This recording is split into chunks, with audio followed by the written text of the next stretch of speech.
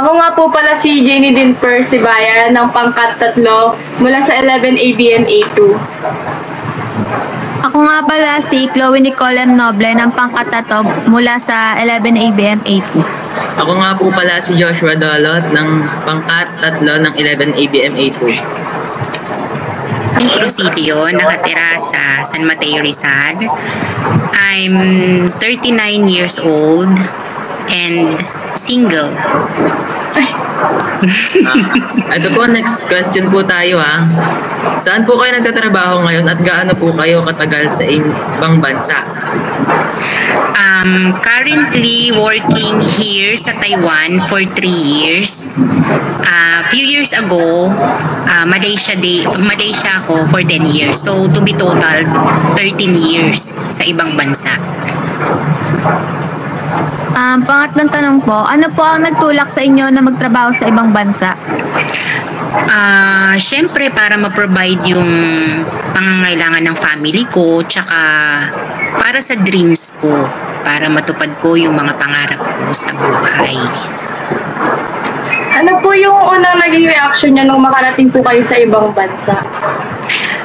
Syempre masaya na malungkot kasi malayo ako sa pamilya. Masaya kasi mapoprovide ko na yung mga pangangailangan ng family ko. Paano po ang pamumuhay dyan at kamusta po kayo dyan?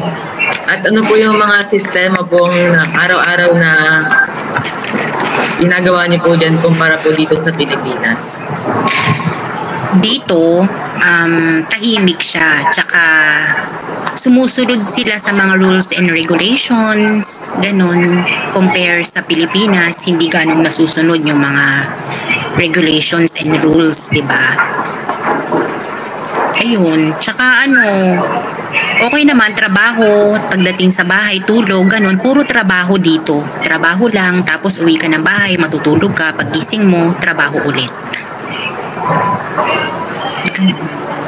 Ano ang mga bagay na agad ninyong napansin na iba kumpara sa Pilipinas? Discipline, kasi yung mga tao dito madisiplina. Lahat ng tao, tapos sumusunod sila sa mga rules, tsaka maganda yung pamamalakad ng gobyerno dito compare sa Pilipinas.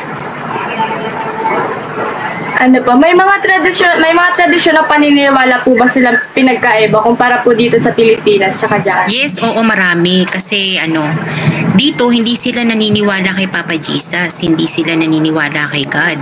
Meron silang sariling pinaniniwalaan at iba yung God nila kasi mga Buddhism sila, mga Buddha sila.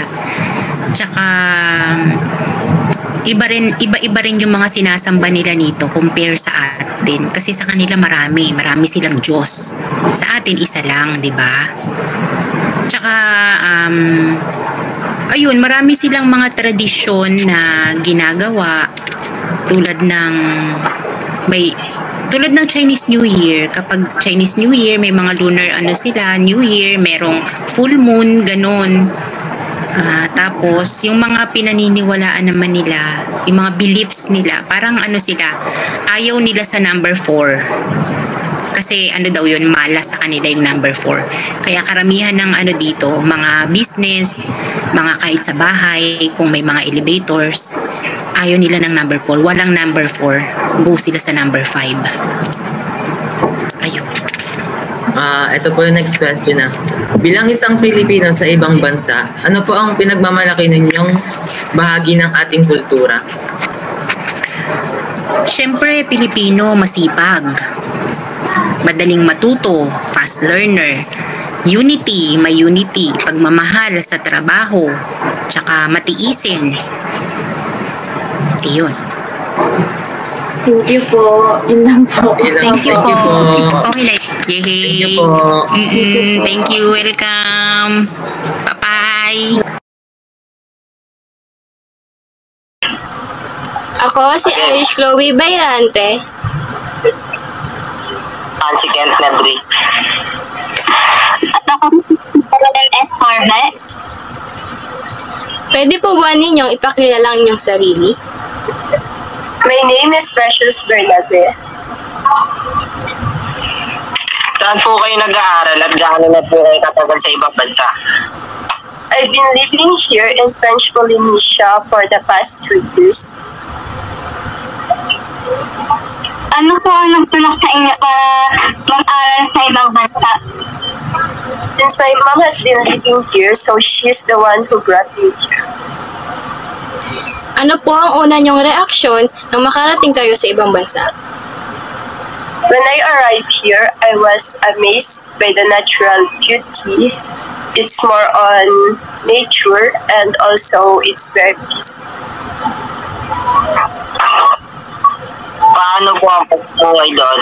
Kamusta po ang pag-aaral niyo? Ang sistema at ang araw-araw na buhay ninyo kumpara sa Pilipinas? Life here is very expensive, but to me, schooling is difficult because of the language, and di lahat ng tao dito nakakapag-English. So it was so hard for me to communicate when I arrived here. Ano naman ang mga bagay na nyo napansin sa iba kumpara sa Pilipinas? Ang una kong napansin dito ay there's no dangerous animals like snake, crocodiles, and also wala ding mga natural disasters like earthquakes, cyclones. May mga tradisyon o paniniwala po ba silang kakaiba? Pwede po ba ninyo kung bigyan ng halimbawa? There's one tradition where they tell story through dance, and it's called Heba Festivals.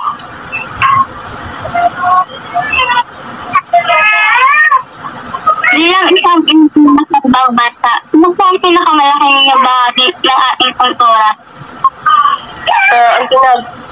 Ang pinaka-pinagmamalaki kong kultura natin ay ang pagiging matulungin sa kapwa, especially sa pamilya. Muli, ako si Irish Chloe Bayrante. At ako naman si Kent Nebri.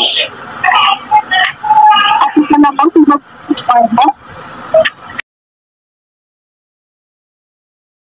Magandang hapon sa inyo lahat. Ako po si Ariel Cavida. At ako naman si Relas J. Dimate. Kami ay nagmula sa ikatlong pangkat ng 11A2. Narito kami upang mag-interview. Maaari niyo po ba ipakilala ang inyong sarili? Ako si Margarita Dimate, galing sa probinsya ng Leyte.